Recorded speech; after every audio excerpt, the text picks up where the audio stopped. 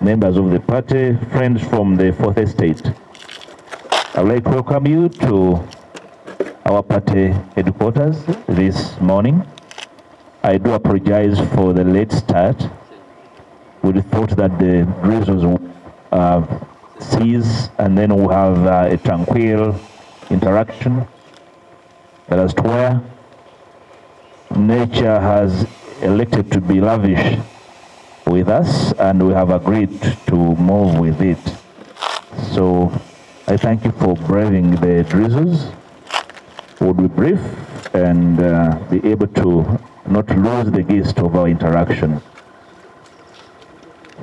I would like to most sincerely thank you for the job you do, not for the party in particular, for the country, to report the truth without contradiction, without fear or favor. The DF moved away from the earlier offices we occupied, and we chose to occupy this space for now until we have our own home. But for now, we'll be operating here, and I want to congratulate you thank you for taking time to find it. Whoever is lost, you'll be able to direct them. We invited you here for three major reasons. You remember in our last interaction, we informed the country that the DF is considering a number of options after the botched general elections that were described as a fiasco. And you remember the DF rejected the outcome of the elections, the entire process, and whatever is and was associated with it. And we informed the country that we would do something about it. And this morning, we're here to inform you that we have filed a petition in the Constitutional Court, asking court to pronounce itself on a number of issues that the DF construes as the reasons why the last election was not an election but a fiasco. And a week ago, we petitioned the Constitutional Court. Notices have been issued to that effect to the stakeholders. We are challenging the various actions of the Electoral Commission by petitioning the court, and the parties are the Electoral Commission and the Attorney General as the law prescribes.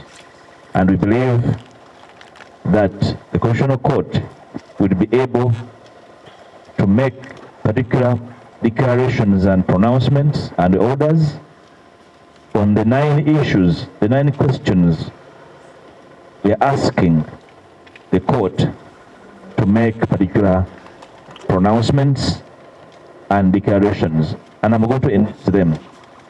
The Office of the Secretary General and will share with you the entire petition as it is, and so that you are able to share with the nation. That's not a rumor, including sharing with you the notices to the stakeholders. One of the issues we are petitioning is about the failure of the Electoral Commission to demarcate constituencies as per the Constitution. You are aware that under Article 63 to 64 of the Constitution, the Electoral Commission is obligated to demarcate constituencies even after a national population census. The last census was conducted in 2024, and the law mandates the Electoral Commission to use it before the next election to demarcate constituencies by marking out the population quota.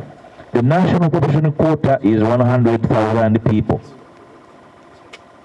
But we know so well that in this country, some constituencies have 10,000 voters or people, others have 100,000, others 500,000, others 1,500, the other with 3,000 people.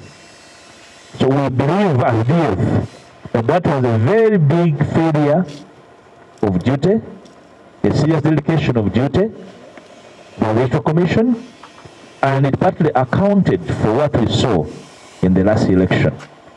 So we'd like the Constitutional Court to pronounce itself on these brazen weaknesses of the Electoral Commission failing to demarcate constituencies as the law prescribes.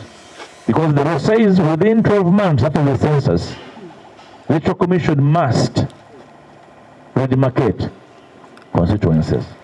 What we see is the Electoral Commission instead supports serious gerrymandering, creating interest-based constituencies, not constituencies as per the law. We believe, as the DF, that this is unconstitutional, and would like the Constitutional Court to pronounce itself on that void. 2, we are aware that the Electoral Commission procured voter verification machines that were used, and in using them, there was no enabling law. We believe that was a very serious void in processes, and because there was no law prescribing so their usage, their deployment, that's why the Electoral Commission was at liberty to even get away with them and reject their usage in some places and say they didn't function. They malfunctioned. The procurement process had issues because there was no enabling law. Would like the Constitutional Court to make particular pronouncements as to the validity of the usage of the VVR machines. Thirdly, the Electoral Commission purported to be updating the voters' register. The register, as you're aware, was constructed at various stages using methods that were not very clear to the actors. The actors are the population, the political parties, civil society, and all stakeholders. Up to now, there's no clarity as to how the Electoral Commission came up with the register they used in the last election. And in the process, we believe that greatly compromised the integrity of the entire electoral process. Because the electoral process is as good as the integrity of the processes, as good as the integrity of the register that is deployed to validate the election. Fourth, you are aware that for every presidential candidate, the Electoral Commission requires that you must get 100 signatures from 2/3 of the districts in the country. At the DF, we believe that that is unconstitutional. What the Electoral Commission says is that in collecting signatures from every district, 100 signatures, the candidate is a candidate, becomes a national, has a national outlook. Or a candidate sponsored by a political party. For you to register a political party, it must exhibit a national outlook. So for you to again require their candidate to again collect 100 signatures in every district, 2/3 of the district, you're making them do double work. It's unconstitutional. We believe that the whole idea of signatures must be for independent candidates, not candidates sponsored by political parties. We're challenging that. We believe it wastes parties' resources, it wastes candidates' energy, because already if you're a political party, you're registered. But the same Electoral Commission, because you've exhibited that you are a party of national character. You don't have to do that again. So we would like the court, National Court, to pronounce itself on the validity of that act, which I believe is an act in West, and therefore duplicating work already done. 5, we all see the brazen interference of the military, to be particularly the UPDF and its attendant organs, interfering and making pronouncements of various nature that scattered the country and disoriented the voters.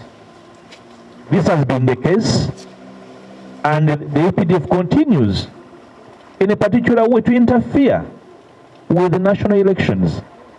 And this interference has compromised variously the independence of the Electoral Commission as supposed to be.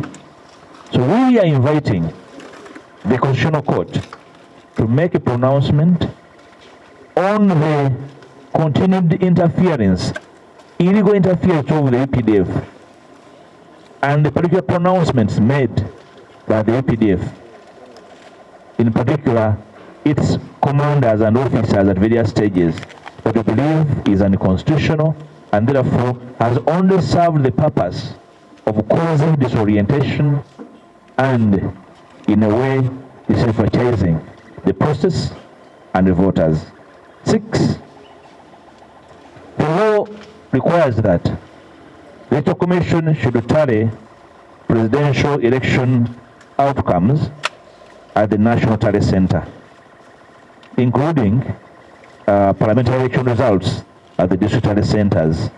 But as we know it, the Electoral Commission announced presidential election results without anything from the National Tally Center. We are questioning the legality, the constitutionality of the actual Electoral Commission in the way they were making announcements from wherever they are, without recourse to the law, without doing what the law requires them to do. We are inviting the Constitutional Court to declare their actions unconstitutional and therefore make particular orders and declarations.